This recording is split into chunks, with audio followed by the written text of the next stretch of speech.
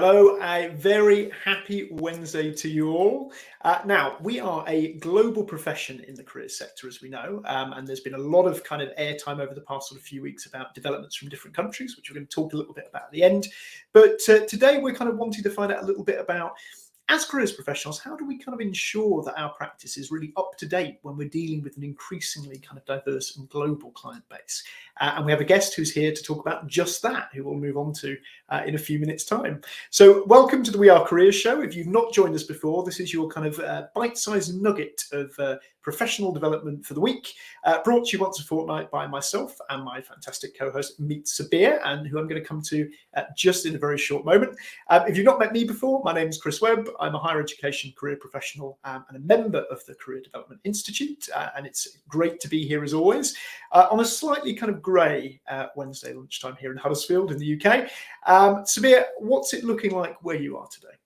Oh, it's just as grey here in the northwest as well. But to be fair, I'm feeling my heart is filled with joy because today's episode we're going to be going international. As somebody who also works international, this is definitely a subject close to my heart. And for those of you who are watching us right now, whether you're watching live or you're catching us up on the replay, how do we ensure as career guidance professionals that what we're delivering, the services and the guidance that we are delivering is relevant to the individuals that we serve? And the ever increasing sort of kind of breakdown of challenges and barriers now that we are able to reach our clients across sort of kind of borders and countries and continents. How do we best serve our clients? That's going to be the question that we're going to be attempting to answer with this week's guest, Maria.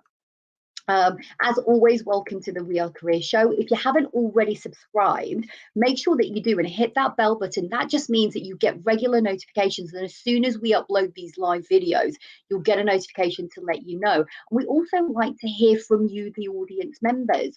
So jump on into the chat box feature right now. Let us know which part of the world or county or country are you watching from right now. And also as well, let us know, what are your thoughts on this subject that we're going to be exploring?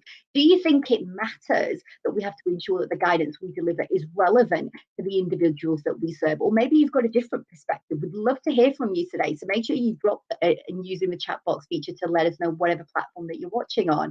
And as Chris said, I'm known as Meet Sabiha, and I work internationally helping young professionals get unstuck and get back into career flow without the stress.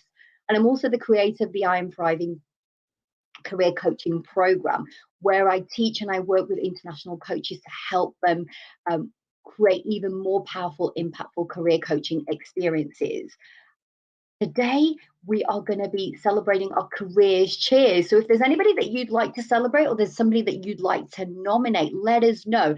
Now, Chris, I know you've got somebody in mind that you want to celebrate, but before I come to that, I just want to sort of bring everyone's attention to and give a plug out to and a shout out to the hashtag Careers Impact, which was recently launched by the CEIAG. So please do continue to share using your inspirational stories of how you've supported your clients as part of this new campaign from the CEIAG. Now, Chris, I believe you've got a very special lady that you want us to give a careers cheers to. So please do reveal, who is it that we're celebrating this week? Yeah, thanks, Sabiha. Yeah, it's I suppose a little bit broader than just one individual, and she'd probably say that herself. But continuing with kind of the international theme, we want to give a big careers cheers out to Lucy Sattler and the team from Study Work Grow in Australia. So Study Work Grow are kind of a careers education resourcing company. They've just finished putting together some booklets and videos on their kind of career clusters approach. And people who haven't come across it, I'm going to talk about it at the end of the show, give you a URL to kind of have a look at. It's a really, really interesting way of approaching how we talk about what people do for work. And it's kind of breaking things more into groups. So kind of guardians, informers, linkers, coordinators, as a way of basically trying to kind of have conversations around work and around industries that's a little bit broader and a little less job title focused. So it's really, really interesting. Again, I'll go into it in a bit more detail at the back end of the show, but yeah, a fantastic careers cheers to everybody involved in that resource. Absolutely fantastic. And just a final one to add on the end of that, back on the kind of the careers impact hashtag that we sort of mentioned earlier. Kind of eagle-eyed viewers who follow Chris Target on LinkedIn will probably have seen his recent Careers Impact post that he's just put up this morning is absolutely fantastic, about creating kind of a thought diagram exploring careers in geography as part of a paired guidance session he did in one of the schools he works at. He's just absolutely brilliant. Nothing more to say on that, so do kind of check that out. But those are our careers cheers for this week. Fantastic, and thank you for that, Chris. Sounds like there's some amazing work, and if I can see that the chat box has already sort of kind of blown up, and Maria, you've definitely got some fans here this morning. Wow. So before I sort of kind of get into that, let's head on over and welcome our guest, Maria. Maria, now I know you've been working in the international space for some time, and then one of the reasons that we want to explore with you today is the international conversation on global perspectives of delivering careers work. But there may be viewers who don't know you. So can you please share with our viewers today a little bit about the work and your background as a careers professional in the international space? Thank you so much, Chris and Sabiha and everyone for having me here. I think if I can describe the work that I do, it's really about helping to build initiatives that will prepare young people for their future careers. I think the idea of career readiness is still a work in progress. And so I'm just on that journey with every other practitioner, I believe, around the world in doing that. I founded the UAE careers community a little over 4 years ago, and that was a call to action because I found in my research that career practitioners pretty much worked in isolation in their institutions. And there was such a great divide between what they were doing and how it was being delivered. And, it's a very, very large part of a young person's education. And I think that any educator or practitioner out there will agree. And so by creating the UAE Careers community, I was able to bring together practitioners.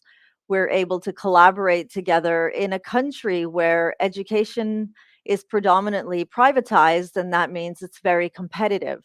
So to bring practitioners together, all serving the same common good, and that's to increase the quality of career guidance and also help with career development for our students, regardless of their nationality. And then alongside that, I've just come through building a career service at an institution in Dubai and left to join the world of entrepreneurship so that I can begin to bring more of this work to schools across the country, which I've been able to do. Really excited about that. It's a journey, to say in the least, but I think what keeps me driving forward is the reality that the work we do as practitioners is not just a day job. It's really a game changer for young people. And if we look at those youth who are either struggling from growing up in an underprivileged environment, a career development education can really change their future perspective. And I think that work is what really drives me forward. I love that. Thank you so much for sharing that insight and giving a really sort of kind of holistic journey about what your journey has looked like as a career professional, Maria. And I'm just going to sort of kind of bring in a couple of the sort of kind of audience members before I head over to Chris, because I know Chris has got a ton of questions and I know he wants to deep dive with you this lunchtime here in the UK. So we've got lots of people watching from all over the UK today. Hello, Leanne. It's great to see you. Legally Blonde. Great to be here. My name is Corinne and I work at the University of South Wales as a work placements partner who's doing a lot of work with international students. So perhaps maybe you're watching right now and you're also doing a lot of work either yourself because you're based internationally, but maybe you're working with international students or graduates or clients that have come here in the UK, wherever you are, and you're interested in learning about some good practice. I know Maria's going to be sharing some really fantastic tips later on about sort of the work that she does and how she does that and how she engages. Sadia, slightly sort of kind of going off topic, watching from the UK. It's great to have you here. Sadia, we've got Liz here also is watching right now. She's one of the associates. So if any questions that you have that are not related to the show today, definitely ping Liz in the group. I know that she and Dave are amazing at responding back to any questions that you may have. And then somebody just celebrating there. Thank you, Chris, for bringing that up. Lucy Slatter and her team in Australia are doing some great work. So it's good to know that we've got fans here. So Chris, I know you've got got several questions for our guest today, Maria. So go on, hold on in. What's the first one that you want to ask her? Yeah, we never have quite enough time, do we, Sabiha? But yeah, we'll do our best. We'll endeavour to do our best. So, I mean, Maria, great to have you here with us. Obviously, you know, we've kind of interacted before. You know, you're someone who a lot of careers professionals, you know, will probably know from kind of LinkedIn and from your YouTube channel. And you mentioned obviously that being based kind of internationally, you know, you're often sort of thinking about some of those things, some of those conversations that have kind of a global impact with our work, and you know, whether we are kind of on the same page as careers professionals. So I think that's obviously a good place for us to start. Is what sort of conversations do you feel maybe we're not having as careers professionals at the moment, kind of globally? Where do you feel we maybe are a bit too isolated, and what might we need to kind of talk about a little bit more to kind of raise our own awareness? I think if I could kind of narrow it into that first obstacle is that a career practitioner who works in an institution, it's so easy to think that that's where you work and those are the students and it's about getting them from point A to graduation. But the reality is, I really believe that whether it be on an international scale is the dream, but the reality is we need to open those doors of the institution and work together with practitioners across countries, across cities, across small communities, so that we're having those conversations, reminding ourselves that it's not a subject and it's not about taking a test. It's about building career readiness, because these young people are going to go into the world of work, and the impact of the work that we do in collaboration with career influencers outside of the institution is not work to be done in isolation. So I think we need to open up those conversations, have more conversations like this. But I would also kind of push in accountability. You know, it's not enough to say, I'm doing that. You know, what else can I do? We need to sit down together and say, who's doing what and how are we doing that? How can we share? And how can we build these communities together? And I love that you gave a shout out to Lucy out in Australia, and I think the Australian government are really spot on in terms of driving themselves forward in career development. You know, we have a lot to learn from our Australian colleagues. We have a lot to learn from each other. I think international conversations are key to helping the youth, because regardless of where we are in our geography, our young people are living in a globalized world. We need to be working together. Exactly. Well, I think you were saying this earlier, weren't you, Maria, before we kind of came on camera, about the Canadian government's recent announcement. And I think that links in so nicely to what you've just been talking about in terms of preparing the people we work with for, you know, living in this global world, even if we're actually in quite a small targeted institution. So I didn't know whether you wanted to mention just a little bit about that before we move on. Yeah, definitely. Definitely. I mean, I'm working and living in the United Arab Emirates, but at the same time, I work with students from over 200 nationalities across my career, right? So we can't just look at where we live in terms of the traditional conversation is, are you going to uni or are you going to go to work, right? That's just not enough. Even if, for example, the Canadian government, and I say this because it's fresh off the press, right? So they've now made it common knowledge that over the next few years they're going to be opening the doors to Canada and inviting almost 1 million new immigrants. But the catch is that there are sectors that they're looking for that are in demand. And of course, they're promoting STEM subjects. However, a young person needs to find a space and a place in any of those sectors.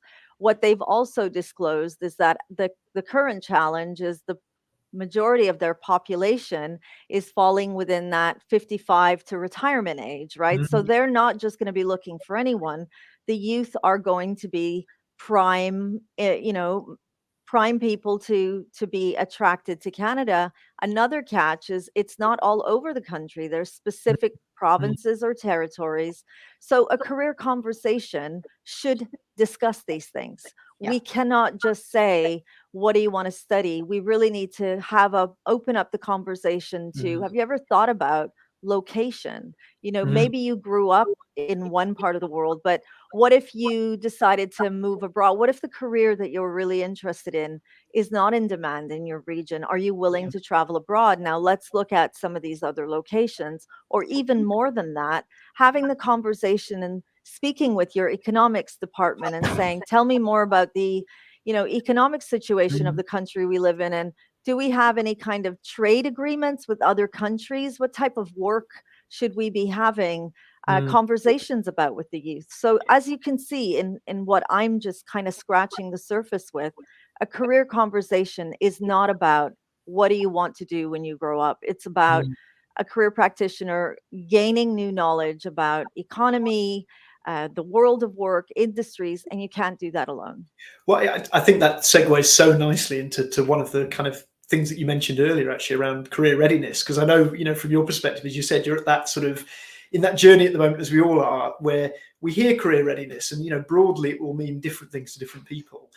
Do you think it's kind of attainable for us to have this sort of almost global definition of career readiness, and what might go into that, or is that still something where we're maybe in quite early stages of that sort of conversation? And I love this. And it's a question I've been asking myself over the last few weeks in doing my research.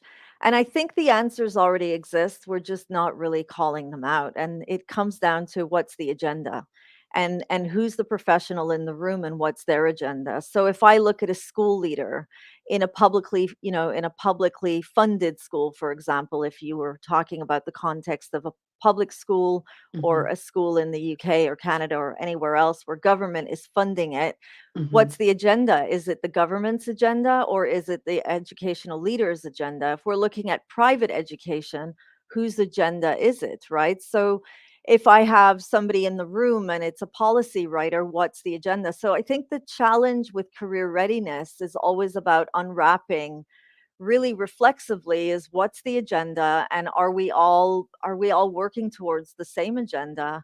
And I think that everybody's perspective will vary, and then there's the whole debate between is it ethical, is it unethical. However, in saying that, you can see that from my perspective, it's a really complex conversation.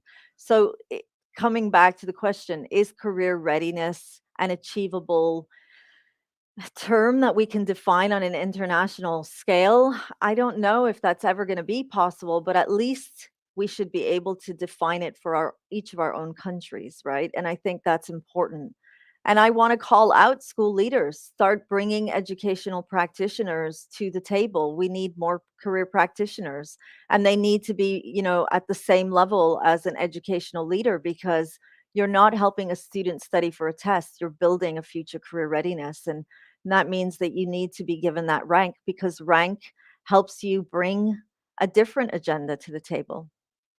I love just how diverse and how broad you've connected so many of these dots, Maria, for so many sort of kind of practitioners who will be watching today, right now. And I think it's just so fascinating. And you're so right about this sort of kind of whole conversation about career readiness, because every time, and I'd love to hear if you're watching right now or even on the replay, leave us the comments so that we can come back to these. You'll notice Chris and I do pick these comments up, and I'm sure Maria will as well, around sort of career readiness. Like, whenever I speak to any of my clients, and I've worked in a similar space, Maria, that you have, which is sort of kind of, new graduates or students. And when you ask them, why are they studying? Why is it so important that they get top marks in that test?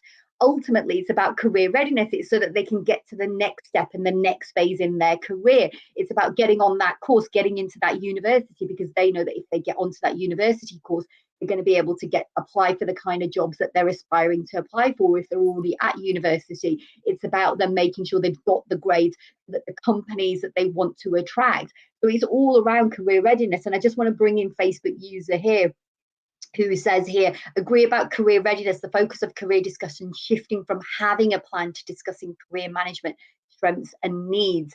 We've got here, again, somebody coming in, skills development Scotland, measure distance travelled in terms of customers' career management outcomes. So again, another sort of kind of perspective way of looking at it. Liz Reese also talked about, on a slightly different note, talking about studying abroad has always been a popular option for the last 15 years or so.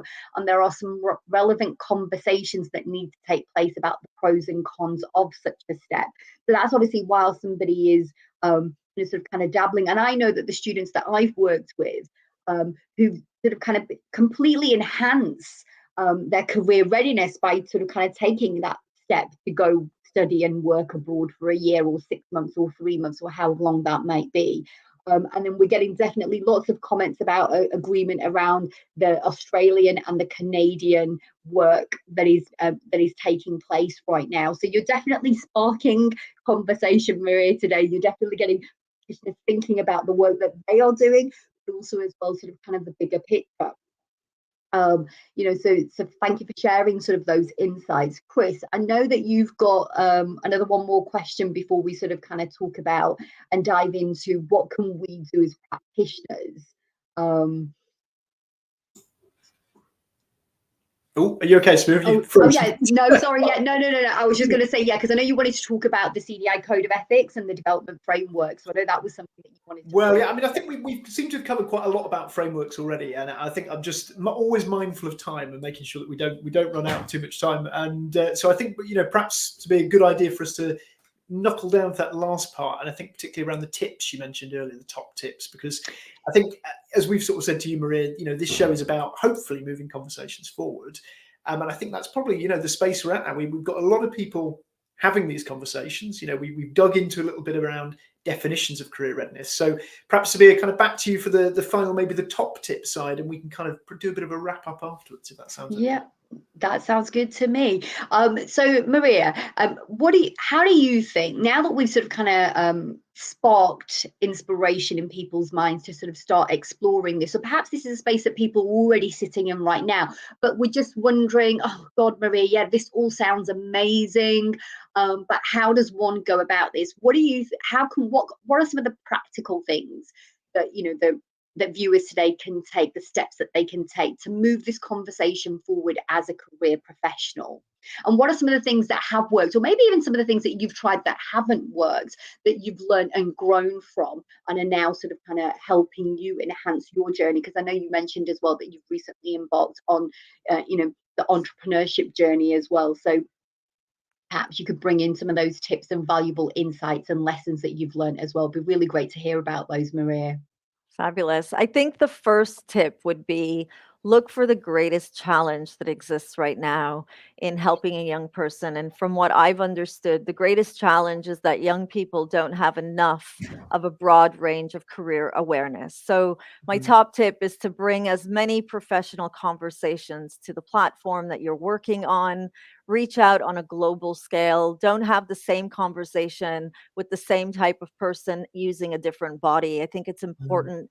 Another thing is, don't put your ego at the door. You have to be really reflexive as a practitioner and identify your blind spots and your bias, and recognize your worldview and bring it into that practice. So I think whenever we're working with young people, we tend to think this is the right way to go about it, and we dive in head first. And if we don't take a step back and reflect on what we're doing and the impact of what we're doing and the blind spots, we can very easily fall into a trap of knowing it all or thinking that we know it all. So open up the doors, bring lots of stories. And when you're having those conversations, don't just ask them about their 9 to 5. Unwrap the conversation. I always, when I sit down with a guest, I want to know where they were when they were teenagers. I want to know how they made those choices. I'd like to hear the stories of what life looked like through their eyes. And this helps the student understand the journey. And very often they're not told the journey, they're just told about that destination. And I think as well, in the background of everything that you're doing is continue building more awareness for career readiness. Create a community if one doesn't already exist. And I'm not talking about a community of people that agree with you. Bring to the table lots of different worldviews. How are we creating career readiness? You need diversity at the table, and you really need to be looking at a global view and not just, isolated in the bubble in which you work in.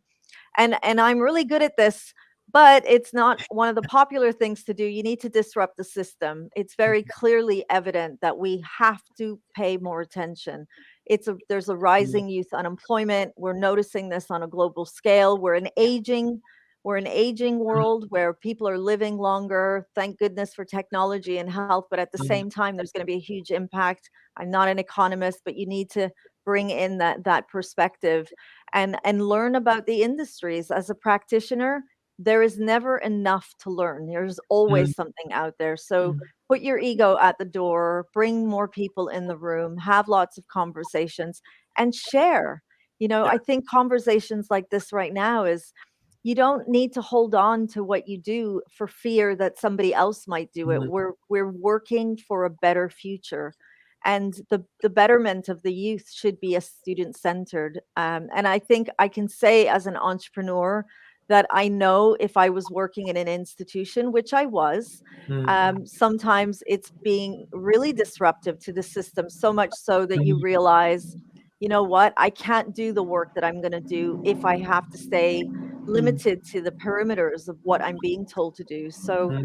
this is, I would like to define what we do as world work. And as a Yeah. practitioner, my top tip is to identify your strength and find other practitioners to work with to help you build this readiness. There's such important points, Maria, and I think particularly, you talk about that nature, challenging yourself by meeting people that you haven't come across before and that will have maybe that different worldview or different perspective. And I think most careers professionals will kind of freely identify when they've been able to do that. It is an incredibly welcoming community. But as you Mm. say, sometimes it's being able to find those people that can offer you a different perspective, a different worldview, be able to maybe offer you something from outside of your institution, or as you said, a more kind of global perspective, perhaps on things that either the clients you work with need to know or you as a practitioner need to know. And I think that sort of point there about being reflexive and challenging yourself and being curious is something that all kind of careers professionals will kind of relate to. Hearing that on here, just a very quick plug for you, Maria, because I think it's only fair. You mentioned about obviously talking through kind of career journeys. So to all of our viewers watching, if you've not yet come across Maria's YouTube channel and her series Let's Talk Careers with Ms. V, please do kind of take a look. I popped the link on the screen there. There's some fantastic videos on there. I'm not just saying that because I featured on one of them. It was an old one. So, but there's a really, really good one that's just come out with James Wilmot, who most people will know, runs kind of the career setup at the Priory Trust. Really, really interesting. And again, exploring that holistic career journey rather than just, where that person is now. So fantastic stuff. Sabiha, sorry, I'm acutely aware we might have some more comments and a couple more things to say before we round up. So anything else to add? We do. I just want to bring in some final comments, and thanks everybody for sort of kind of, for jumping in today and putting in comments and, sort of kind of just sharing your insights, finding international colleges to connect with and work collaboratively. Okay, so Facebook users just jumped in. Sorry, I just kind of jumped on that. I love scrolling down LinkedIn. See, yes, exactly. So platforms like LinkedIn, I mean, that's how Maria and I connected, and I know that's how I believe Chris. So, there's platforms out there now of this is the way as professionals how we connect. What's the worst that can happen? All that somebody might say to you is no, thank you. Or maybe they are a little bit rude, but you know what? We've got thick skin. We can sort of kind of get past the rejection. It's something that we teach our clients to do the same as well. Another Facebook user, I don't know if it's the same one. It was mentioning about qualifications. That's a subject that we haven't even had time to get into today. I mean, that would be a whole nother conversation in itself around sort of kind of international space and what that looks like and how that sort of kind of shapes the sort of kind of career guidance space internationally, this particular comment goes on to talk about how we are seen as possessing occupational knowledge, yet if we focus on career readiness and management, that expertise is globally relevant. I would concur with that. And then we had Dave Cordell coming in talking about career readiness. It's so important. It's a concept that we need to encourage our educational institutions. And I would go one step further. I don't think it just sits in just educational institution. It's any organization, whether you're a private company. I'm seeing some great work companies like Deloitte and KPMG and some of the bigger sort of kind of organizations that have really now taken the whole kind of concept and hiring and bringing people and experts, career professionals in to help them bring a diverse workforce and maintain a diverse workforce as well. And I'm going to leave it there. I know comments are still flowing through, so keep those comments coming in. We'll respond in the chat feature later after the show, but I think this is where we leave it for today. Maria, thank you so much. And as Chris popped up the contact details for Maria, if you are interested and you want to learn more about any of her programs or any of the work that she is doing, head on over. I know Maria is really active on LinkedIn, so that's probably the first go-to place. Is that right, Maria? LinkedIn is sort of kind of your favorite platform? I think I'm everywhere, but definitely send me a message and you will hear from me. Fantastic. So please do reach out to Maria. Maria, thank you so much. Honestly, we could have gone so much more deeper. We've got this conversation started. Thank you so much for coming along on today's show.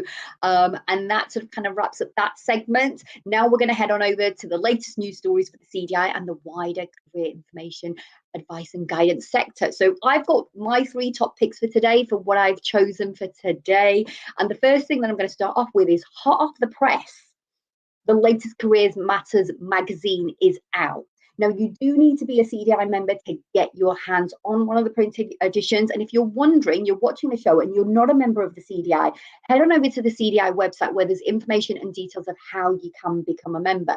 And literally, the cost of a Buddha bowl, you can get access to so much content, so much advice, so much support, and a really sort of kind of proactive community of career professionals as well.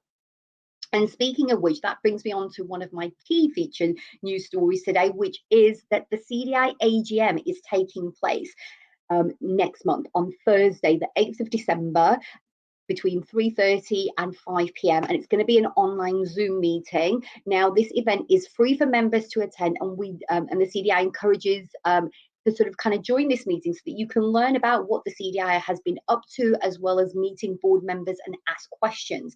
Now, the agenda and paper will be sent out nearer the time and will be made available to download before the meeting. So please do sort of kind of look out for that, as well as, and if you have any sort of kind of questions about the AGM or you wish to attend, you can reach out to Monica, who will provide you with more information. So do reach out to that. Again, you can head on over to the website as well if you want more information about that. Now, speaking of the board, how do you feel about getting involved with your professional body and taking up one of the 4 vacancies that are currently available with the CDI? The CDI are currently looking for 4 new board members, and they are looking for nominations. So the following 4 vacancies are available. We've got the president-elect, the honorary secretary, chair of the professional standards committee, and the elected board director. Now, if you're interested in joining the board to help support the strategic director of the institution, then please do consider nominating yourself or a fellow member for one of the following vacancies. Now, just a date to keep in mind, the board roles will close nominations at 4 p.m. on Monday, the 21st of November, 2022. So you've got a couple of weeks to either nominate yourself or to nominate somebody that you think that would make a great board member. And then finally for today, the latest CPD monthly newsletter is out. It is created and curated by the amazing Dr. Lynn Barnum, CDI Fellow and Project Associate. Now, one of the reasons why I personally love the monthly newsletter is, I don't know about anybody else who's watching right now, but if you're sort of overworked, got 1,000,001 things to do, it's really hard to kind of keep sometimes up to date with your CPD, or at least to find out the latest research data. And in there, there's a whole host, including international news stories that Lynn covers. And so one of the things that I love about the monthly newsletter is that it's easy to digest. It's free to access if you're a member of the CDI. And the best part is Lynn has done all the heavy lifting for you, because she's made sure she's gone around and collected all the latest news stories so that you can grab a cuppa, settle down and expand your knowledge. And each month there's a whole host of topics and themes that she kind of covers. So do please check out for that. And if you're thinking, hang on a second, I haven't received the latest edition, it should have dropped into your inbox. If it hasn't already, then reach out to the CDI team and they will be more than happy to send you a copy. So that wraps up my news stories. Chris, what have you got for us this week? Yeah, thanks, Sabiha. So yeah, just 3 very, very quick news stories. We'll start with the one that I kind of mentioned a little bit earlier on, which is just in reference to the Career Clusters resource from Study Work Grow. Do check that out. I've included the web link on the screen in front of you. As I say, they've got a series of YouTube videos to kind of socialize the Career Clusters approach, some great kind of posters. And Lucy's actually been on LinkedIn recently popping up some examples from particular industries. So there's a really good example from the agriculture industry that brings in all 6 career clusters and examples of jobs as well. So it's a really, really nice way to kind of frame some of that stuff. Second story we've got is, over the last week, people have probably seen in the UK, a lot of reference to careers in the political space. We've had the 2nd Education Select Committee hearing. into careers, education, information, advice and guidance. That is actually available to watch on Parliament TV. Some interesting kind of comments in there, some interesting contributions. Again, lots of comments about funding. Whether anything will get solved there remains to be seen, but we have got a new team in the Department for Education of Gillian Keegan, former Skills Minister, is now our Education Secretary, and Robert Halfon is back as Skills Minister. So interesting to see how that develops over time. And equally, Lord Blunkett, the ex-Labour politician, has a new learning and skills report out. So this is an independent report designed to kind of inform Labour policy moving forward. And there is an awful lot of reference to careers within there. Janet College has kindly been sharing exactly how many times it's brought up in the report through her LinkedIn. So kind of quite heartening. We'll see where it all goes, but certainly some positive steps. And our final piece for this week is a really nice article from Canada. We've mentioned Canada and Australia a lot this week. And this is from Nancy Arthur and Sandra Collins. It's shared on the CEIAG website, and it's all about the importance of cultural awareness in career counselling and counselling in general. Really, really worth a read if you've got sort of 5-10 minutes of your time. So those are our news stories for this week. That really kind of takes us up to the end of the show. We hope you do join us in a fortnight's time. We're going to be back on Wednesday, the 16th of November at the usual time of 12 o'clock. Where we're going to be talking about why financial literacy matters to careers professionals. We're going to be joined by Rachel Salmon from Grad Consult and Fiona Cook from Yorkshire Building Society to talk about some of the resources that they've worked on together. So don't miss it. And that really brings us right to the end of the show. It's a big thank you to Maria again for joining us. Thanks so much, Maria. We'll take the nod. Thank you. Sorry, I was on mute. Thank you for having me. It's been so much fun talking with both of you. Brilliant. Thanks so much for joining us. Thanks to all of you at home for watching. And Sabiha, thank you very much, as always, for being a wonderful co-host. I will leave the last word to you. Well, we will see you. Fingers crossed. Hit that subscribe and bell button if you haven't already done so that you get regular notifications. And we'll see you on the next show. Thank you guys for watching us today. Take care.